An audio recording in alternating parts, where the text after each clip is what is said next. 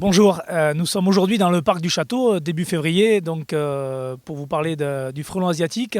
Nous sommes avec Rémi Bouix, donc conseiller délégué à l'environnement, Monsieur Rouvière, spécialiste des frelons et dans l'association du rucher de Castries, voilà, du rucher, et moi-même Alain Bedeau, donc premier adjoint en charge de cadre de vie de la citoyenneté. Je vais passer la parole à Rémi. Oui, bonjour à tous. Nous sommes dans le parc du château pour lancer cette campagne de lutte contre le frelon asiatique 2021. Donc, un premier point déjà sur l'action de la mairie pour lutter contre le frelon asiatique cette année. Donc, comme les années précédentes, la mairie a à disposition des pièges pour lutter contre le frelon asiatique. Donc, il suffit de se signaler auprès de la mairie et de venir récupérer ces pièges.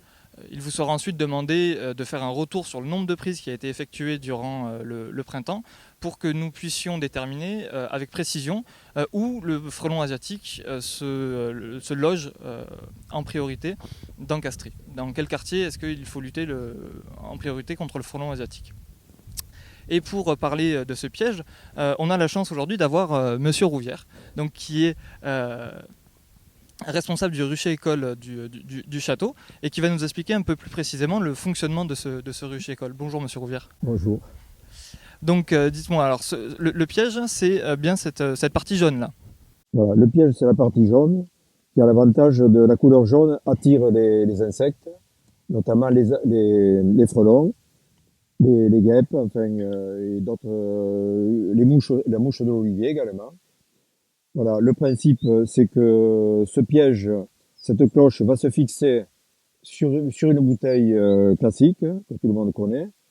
Cette bouteille, il suffit de percer en partie supérieure 8 trous, 6 à 8 trous, d'un diamètre de 5 mm, 5 mm et demi. D'accord, alors pourquoi ces trous Alors ces trous servent, d'abord il faut dire, le frelon rentrera par le trou de la bouteille qui par n'est le pas, goulot, par le d'accord. goulot, qui n'est pas bouché bien sûr. Et ces trous permettent aux autres insectes, aux petits insectes de ressortir. Alors les abeilles, les petites guêpes, etc. Bien sûr, très bien. Et alors, dans cette bouteille, qu'est-ce qu'on y met Alors, précisément? dans cette bouteille, voilà, il est conseillé d'y mettre, on peut y mettre quelques cailloux, du style voilà, des petits cailloux qui rentrent par le goulot, bien sûr. Bien sûr. On en met 7 ou 8. Mhm. Ensuite, on va mettre à peu près 4 à 5 cm de liquide. Mhm. Alors, il y a 2 tiers de bière ou panaché, bière limonade, et un tiers de sirop de fruits rouges. D'accord, très Alors, bien. c'est sirop de fraises, framboises, etc. Voilà. Alors, dans les 2 tiers de sirop de bière, on peut aussi rajouter un peu d'alcool, c'est-à-dire de vin blanc.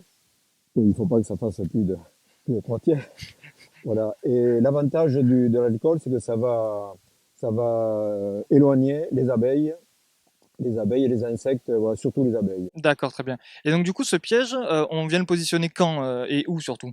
Alors, ce piège, on va le positionner au moment où il y a les arbres sont en fleurs. Alors, le début ici, c'est la saison du prunier qui va être intéressante. D'accord. Ça attire beaucoup. Et il ne faut pas hésiter à le déplacer. On le met entre 50 cm et 1,50 m de hauteur, Mhm. fixé avec une ficelle à une branche. Il ne faut pas hésiter à le déplacer en fonction de la floraison. Et il faut le mettre en place impérativement de mi-mars à mi-juin, dernier délai. D'accord, très bien. Et mi-juin, il faut absolument les éliminer. Mhm. Et alors, une question de profane, pourquoi c'est important de capturer le frelon asiatique? On pourrait se dire que la biodiversité c'est important et qu'il ne faut pas la tuer. Voilà. Alors, le frelon asiatique, il est considéré comme une espèce invasive, puisqu'il est arrivé en 2003 et il a actuellement envahi à peu près toute l'Europe, l'Italie, le Portugal, l'Espagne, le Portugal. Mhm. Et il est en train de tuer toute la biodiversité. D'accord. Il élimine aussi bien les papillons, une partie des insectes. Il s'attaque pas qu'aux abeilles. Il y a 2000 variétés d'abeilles sauvages en France. Donc sur les variétés d'abeilles sauvages, elles disparaissent aussi.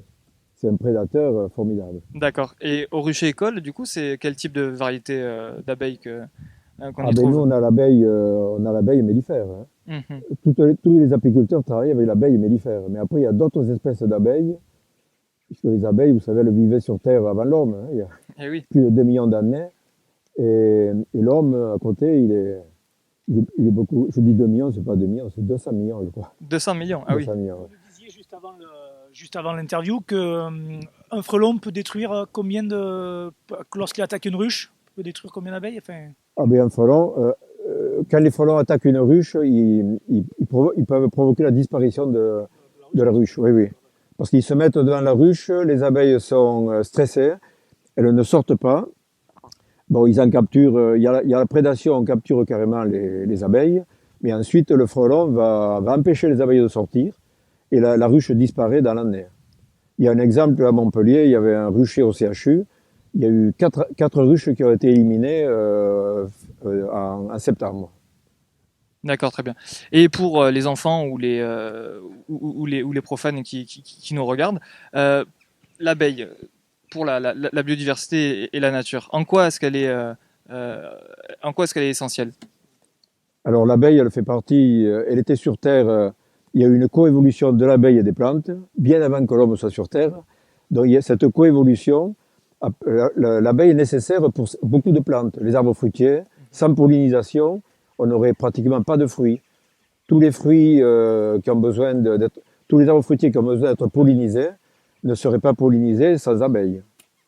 Alors quand on dit abeille, il y a pas que l'abeille mellifère, hein. Il y a ce qu'on appelle le bourdon, qui est pas, c'est un bourdon, hein, ça fait beaucoup de bruit.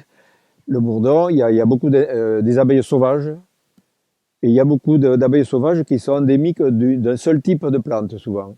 D'accord, oui, c'est Voilà. intéressant ça. Il y a toute une variété. Voilà. Nous, on parle surtout de l'abeille mellifère qui fait du miel.